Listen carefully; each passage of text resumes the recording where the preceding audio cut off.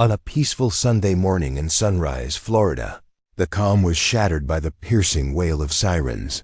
Apartment 308 at Colonnade Residences had become the scene of a shocking tragedy.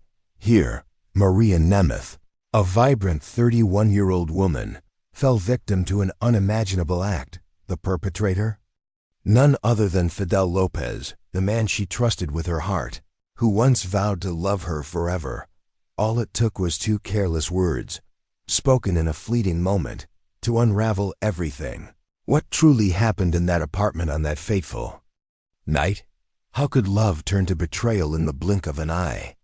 Join me as we dive into one of the most shocking cases to rock Florida, where a single night forever altered the lives of everyone involved. Don't forget to support my channel with a like and subscribe so you never miss an update. Thank you all for being here with me. Nestled in western Broward County, Florida, Sunrise is a small city known for its tranquility and laid-back pace of life. It's a place where a diverse community thrives, including young families and immigrants from South America and the Caribbean.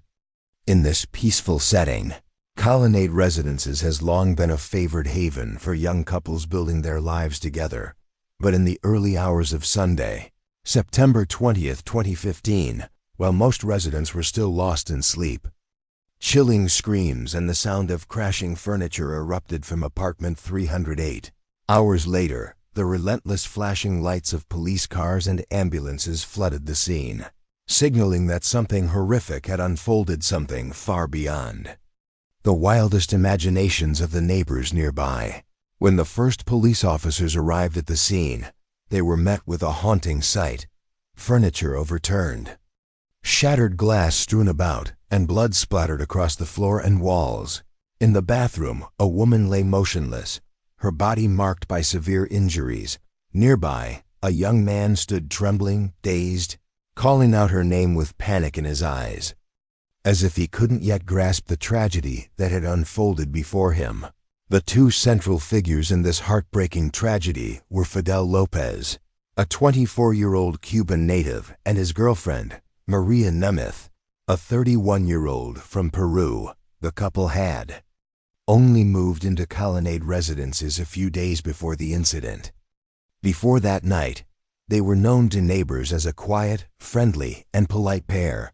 But in the span of a single night, Fidel and Maria became the focal point of a shocking murder case that sent ripples through Sunrise and left a lasting impact across Florida for years to come. Before the tragedy struck, Fidel and Maria's lives seemed ordinary, almost unremarkable. Fidel, who came to the U.S.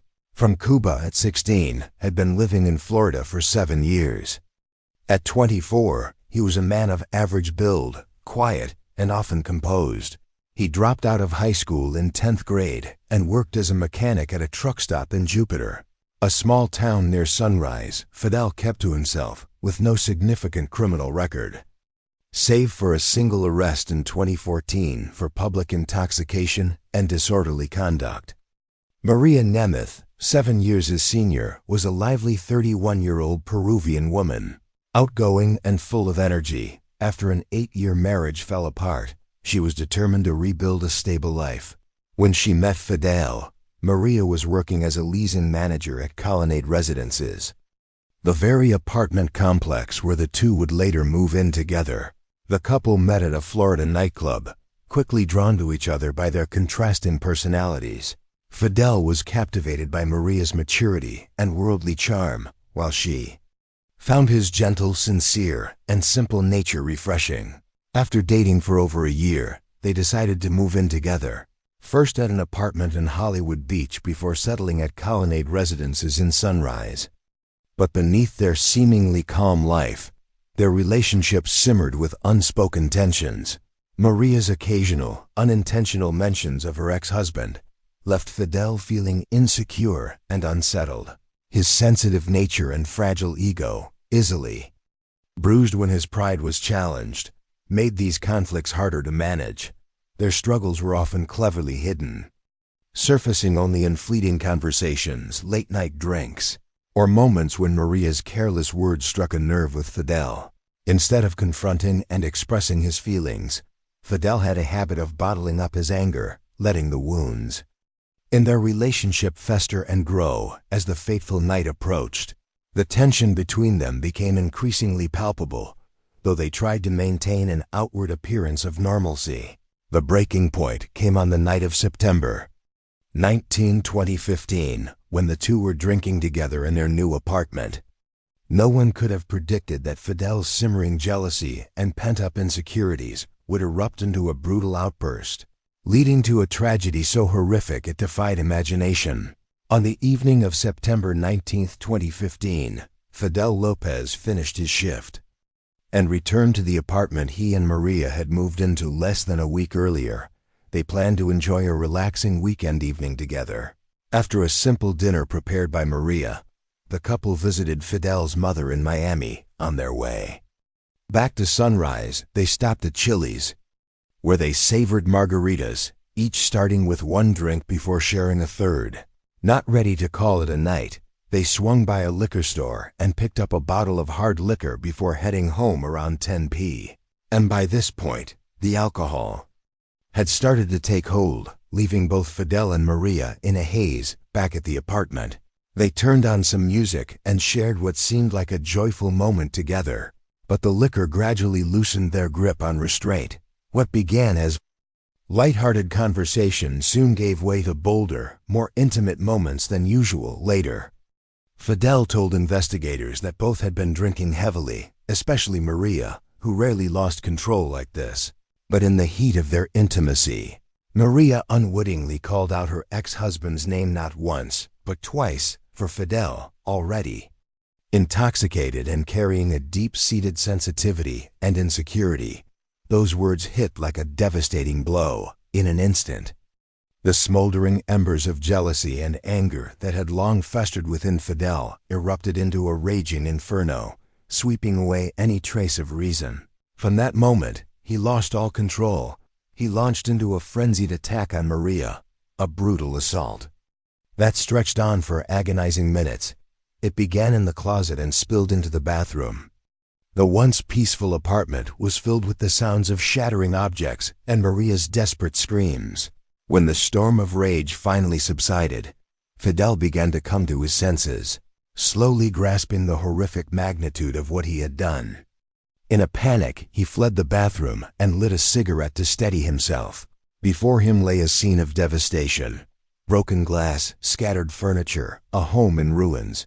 Yet, Fidel couldn't recall how he had wrought such destruction. Fidel returned to the bathroom and found Maria lying motionless between the toilet and the shower. In desperation, he attempted CPR, but lacking any training, his efforts were futile. Overwhelmed with despair, Fidel collapsed beside her, sobbing, pleading, and calling her name in vain. In that moment, no one outside apartment 308 had any idea what was happening. Though some neighbors had heard the commotion earlier, none had called the police. The entire complex remained shrouded in an eerie silence. Finally, after washing the blood from his body and changing his clothes, Fidel, trembling, picked up the phone and dialed 911, reporting that his girlfriend was no longer breathing. That fateful night ended in a haunting scene, transforming a seemingly ordinary romance into a shocking murder case that gripped the public. It marked a tragic turning point in the lives of everyone involved. But can Fidel's initial statements be fully trusted? Or is there a darker truth lurking beyond what he confessed? Returning to the crime scene at apartment 308 in Colonnade Residences, in the early hours of September 20, 2015, the police immediately recognized the gravity of the situation and swiftly sealed off the entire area. Forensic investigators were promptly called in to examine the scene and collect evidence. Meanwhile, Fidel Lopez, still in a state of panic and agitation, was taken to the Sunrise police station for initial questioning. In his initial statement, Fidel claimed that Maria Nemeth had passed out from drinking heavily during an intimate moment, and that he tried to perform CPR but failed. However, his words immediately raised red flags for the investigators. The evidence collected at the scene by the forensic team didn't align with Fidel's account. The autopsy revealed that Maria died from multiple severe injuries inflicted with extreme force, completely inconsistent with an accident or simple fainting. Blood splattered throughout the apartment, and clear signs of a struggle only deepened suspicions of a brutal tragedy that had unfolded inside apartment 308. Back in the interrogation room, the investigators shifted their approach, moving from confrontation to subtle psychological tactics, skillfully probing Fidel's emotions to dismantle the defenses he was desperately trying to maintain. Under the pressure of sharp yet empathetic questioning, cracks in his story began to show. When pressed about the severe injuries on Maria's body, Fidel insisted they resulted from aggressive intimacy that she had initiated. But as the investigators presented the forensic findings, detailing the horrific extent of her wounds, Fidel grew visibly rattled, his composure slipping away. Sensing a shift in Fidel's emotional state, the investigators began to apply more pressure. They told him no man who truly loves his partner could ever be responsible for such devastating harm. They pointed out a crucial detail. Fidel had cleaned up the scene and changed his clothes before calling 911. To the investigators, this wasn't just a panic response. It showed he was fully aware of what had happened and was trying to cover it up. Eventually, the weight of it all became too much. Under intense psychological pressure, Fidel broke down. In tears, and after a long tense silence, he finally confessed. He told them everything. Fidel told investigators that what triggered his loss of control was something deeply personal. According to him, during an intimate moment, Maria had repeatedly mentioned her ex-husband's name to Fidel. This felt like a deep insult, a direct hit to his already fragile sense of pride. Blinded by jealousy and overwhelmed by emotion, lost control of himself, what followed was a tragic and irreversible chain of events. In his confession, Fidel admitted to acting out violently. He described moments of rage, involving both physical force and objects within the apartment. He also revealed that, in a state of panic afterward, he damaged several items in the home, then stepped outside to smoke a cigarette, trying to calm himself down before finally calling the police.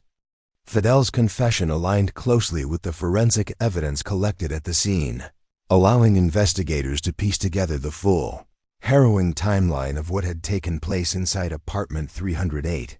Though painful and deeply disturbing, his statement revealed the chilling final moments of Maria's life.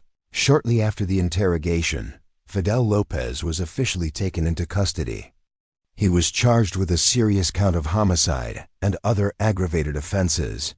The case quickly drew public attention, and both the community and Maria's grieving family anxiously awaited the upcoming trial, hoping that justice would be served. On July 14, 2017, nearly 2 years after the tragic night that took Maria Nemeth's life, the trial of Fidel Lopez officially began at the Broward County Courthouse in Florida. The case attracted intense attention from both the media and the public, not only because of the brutal nature of the crime, but also due to the unexpected and controversial circumstances surrounding it. During the trial, Fidel's defense attorney attempted to challenge the validity of his initial confession. They argued that due to language limitations, Fidel couldn't fully understand his Miranda rights when they were read to him. According to the defense, investigators failed to ensure that he was truly aware of his legal protections before providing a statement. However, after a thorough review of the evidence, particularly the recorded footage of the interrogation, Judge Elena Holmes rejected the defense's argument. The court ruled that Fidel had a clear understanding of his rights, and that his confession was given knowingly, voluntarily, and in full accordance with the law. Facing the possibility of a death sentence due to the severity of the crime, Fidel Lopez chose to accept a plea deal offered by the prosecution on August 3, 2017, at the Broward County Courthouse in Fort Lauderdale. Fidel officially pleaded guilty to first-degree murder and aggravated sexual assault. In exchange, the prosecution agreed to remove the death penalty from consideration. The courtroom was heavy with silence as the proceedings came to a close, somber, serious, and filled with a quiet sense of sorrow. The final sentence was handed down: life in prison without the possibility of parole, as part of the plea agreement. Fidel also waived all rights to appeal or seek a reduction in his sentence. In other words, he would spend the rest of his life behind bars in a Florida state prison.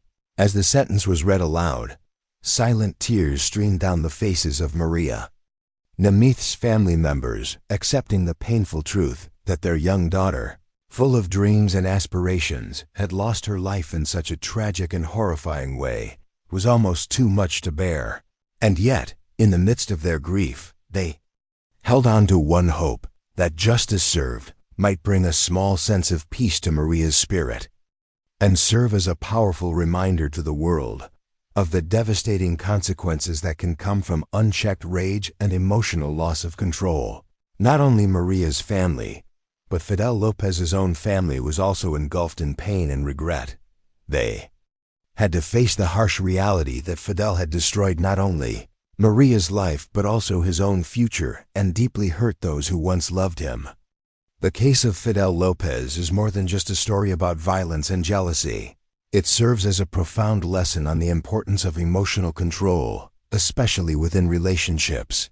Social and psychological experts warn that individuals struggling to manage their emotions should actively seek professional help to prevent negative feelings from spiraling into irreversible tragedy. The heartbreaking story of Fidel and Maria closes with a bitter truth. It takes only a moment of losing control, a brief lapse of reason, to destroy many lives. Maria is gone forever. Fidel pays the price with a life sentence, and those left behind carry wounds that may never fully heal. This case stands as a powerful warning about the consequences of every action and decision we make in life. Could this tragedy have been prevented if Fidel had managed his anger? That question leaves a painful silence, one that forces each of us to reflect on ourselves, our emotions, our behavior, and our personal responsibility. If you found this story meaningful and full of valuable lessons, please share it to help spread this important message. Don't forget to hit the like button, subscribe, and turn on notifications so you won't miss any of my future videos. Thank you so much for watching, and I'll see you in the next one.